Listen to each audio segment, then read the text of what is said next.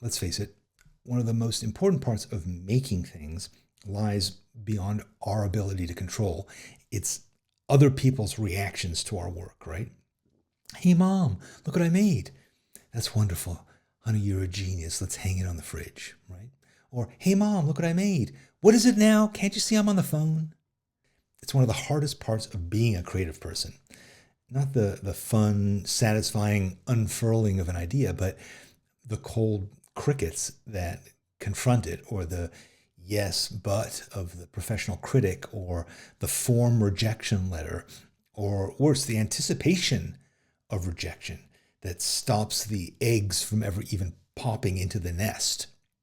We may not make it for others, but a work isn't fully realized until it bounces off somebody else's eyeballs, or vibrates their eardrums, or rearranges some of the cells deep within their corpus callosum. And praise can be as insufficient as a shrug. We don't just want a pat on the head. We want connection, reaction, insight, something that makes us see what we made in a newer light or in a deeper plane. Knowing that we moved somebody else, that we revealed truth to them, reminded them of something that we didn't even know corresponded, that makes our love of our work all the more intense. Love it and wonder at the fact that we were the conduit for it, that something passed through us and then passed through another heart. It dissolves the loneliness of existence. And ideally, our art is the truest manifestation of our conclusions about the nature of things.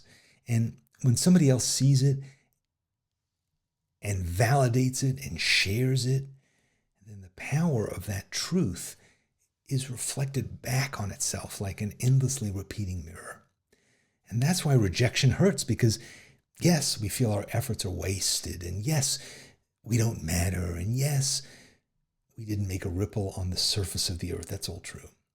But mainly because we wonder whether the magic that we found is really magic, whether the revelation that we thought was so profound was just a single serving glimmer of something that's too puny and insufficient to be shared, a whistle in the dark, not a full-blown hallelujah chorus with kindred spirits chiming in. The true value of acknowledgement isn't registered in the ego. It's the opposite. It's a breaking down of the barriers between the creator and the audience so that we can unite in a shared appreciation of something that lends beauty and meaning to the grinding metronome of the day. We see a glimpse of the heavens together, a view that appeared to us first, but it's now a canopy over us all. It's even true of a joke, a shared laugh, the quick bark of recognition that our minds thought alike. We saw the other's insight, and we were able to escape together from this hard ivory prison of our skulls, if just for a moment. When I hear from people who like my work, or more importantly, found something in my work that made their day a little brighter, I like my work more too.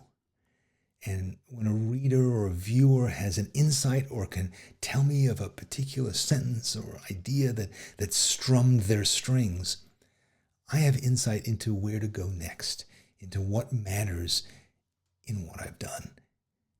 And conversely, of course, if my work pulls up lame and it doesn't find much of an audience, I wonder where I went wrong or why I thought something was worth my time, but it proved not to be worth anyone else's.